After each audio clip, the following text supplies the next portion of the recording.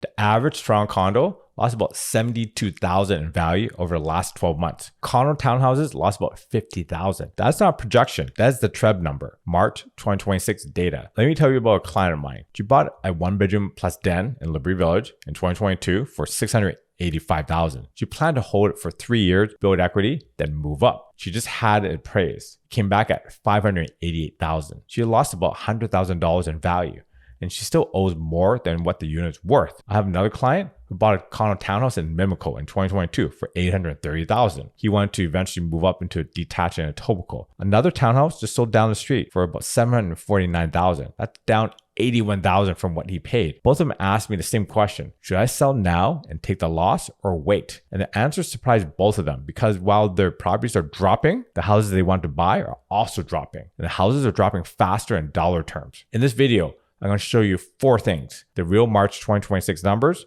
for condos, condo townhouses, detached, and semis, where the trade war is making things worse, the exact math on moving up right now versus waiting, and the one property type that's still selling above asking. March 2026 TRREB data just landed. The GTA-wide average home price came in at about $1 million. That is down 6.9% from a year ago. Sales volume is about 5,000, barely above last March. And new listings dropped about 16% year over year to about 14,000. Active listings are about 21,000 right now, but the month of supply came in at 4.3. That's down from 5 months in February. So when you're 3 to 5 months, you're technically in a balanced market. But when you look under the surface, the story is very different depending on what you own and what you want to buy. Condos in the city of Toronto averaged about 648,000 in March. That's down 10% year over year. Not 3%, not 5%. 10%. That's the largest year-over-year decline of any property in the 416. Condo townhouses across the GTA averaged about 739,000. That's down 6.3% year over year. There's 371 sales. After a brief bounce in February, condo towns gave back those gains in March. They are holding up slightly better than condos, but the direction is the same. On the condo side, there were 28,000 new condo listings in March against 951 sales. That gives you a sales to new listing ratio of about 33%. The historical average at this time is 51%. That is deep buyer's market for condos. Condos are selling about 97% of asking. That means 3% below list price on average. And properties are sitting 47 days before they sell, assuming they do sell. A year ago, that number was 36 days. That's 11 extra days of carrying costs, of stress, of watching your listing potentially go stale. And the pipeline is making things worse. According to Urban Nation, about 29,000 new condo units were completed in 2024 and another 29,000 in 2025. Many of those buyers purchased pre-construction back in 2021 and 2022 at peak prices. They owe more than the units are worth today. Some cannot even close,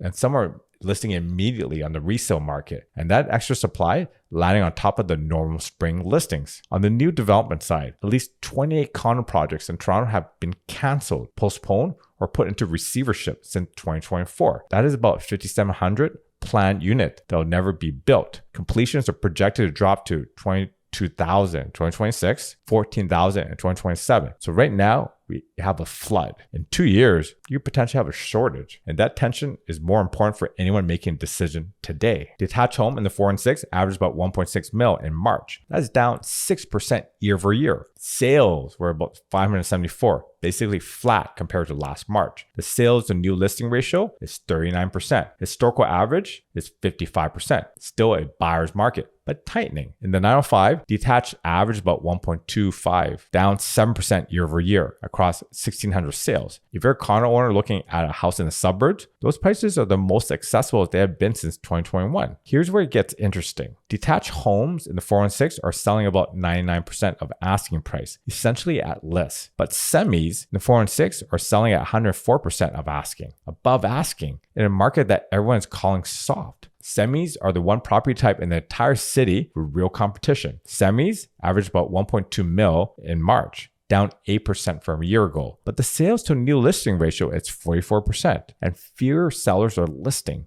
Semis are the tightest segment in the 416 right now. If you're a condo owner who thinks you will wait for semis to come down further, the data does not support that. There is one variable I need to address, the trade war. tariffs on Canadian goods are driving up construction material costs, steel, aluminum, lumber. If prices keep rising, more projects will be delayed or canceled. By 2028, Toronto could face a supply shortage far worse than anything we are seeing today. On the buyer side, TRREB estimates about 100,000 would-be GTA buyers are sitting on the sidelines waiting for clarity on trade policy. That is pent-up demand. When it releases, and it will release, it will not release slowly. Real estate analysts are comparing the current mood to the early 1990s. Cautious buyers, weakening confidence, prices struggling to find a floor. The expectation is that things stabilize in late 2026 as trade tensions ease, but nobody's calling a bottom yet. If you're finding this useful, take a second to subscribe. Most of the people watching this channel are not subscribed, and it helps me keep making videos just like this. Now, here's the part most people are missing.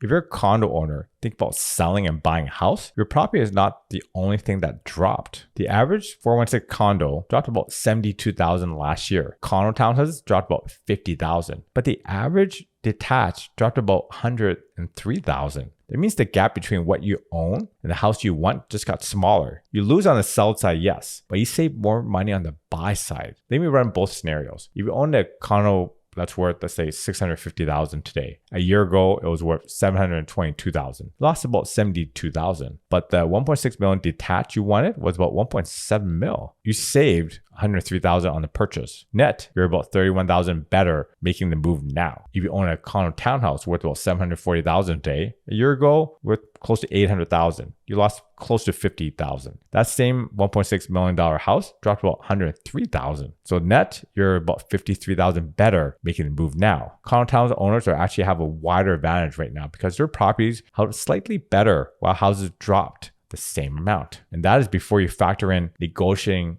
leverage. You're buying a market where detached homes are selling at 99% of asking and sitting 47 days. And you have time, you have options. A year ago, you had neither. So where does a move-up buyer have the most leverage right now? Detached in the 905 area code. That's down 7% year over year. There's 1,600 sales in March and selling at 98% of asking. This is the segment where most inventory and the most room for negotiations. If you're flexible on location and willing to look in Pickering, Ajax, Oshawa, Whitby, the value per square foot is better than anything in the 416. 416 detached, down 6%. Still expensive, but the days on market are climbing and sellers are accepting offers at or slightly below asking. A year ago, they were getting about 101, 103% of list. 416 semis are the exception. They're still competitive. If a semi in Leslieville or the Junction is on your list, you need to go in prepared to compete. That segment has not softened the way everything else has. The rule right now, the further you move from the downtown core and the larger the property type, the more leverage you have. Condos downtown are in free fall. Semis are tight. Detached in the suburbs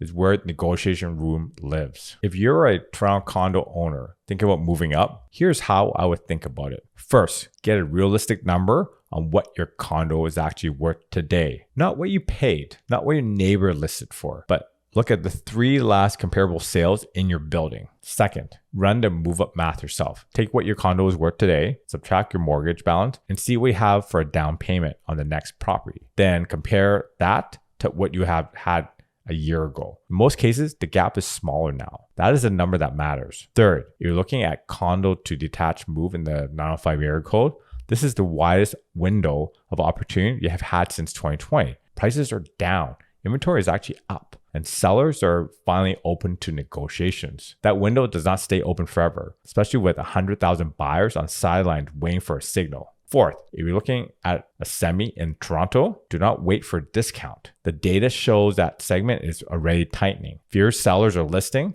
and buyers are still showing up. And fifth, factor in the tariffs uncertainty. If trade tension pushes more projects to cancel and supply dries up by 2028, the people who were bought during the soft market of 2025 and 2026 will look very smart in hindsight. The math of moving up is better today than it was 12 months ago. That is not an opinion. That is TRREB data. Thanks again for watching. See you soon.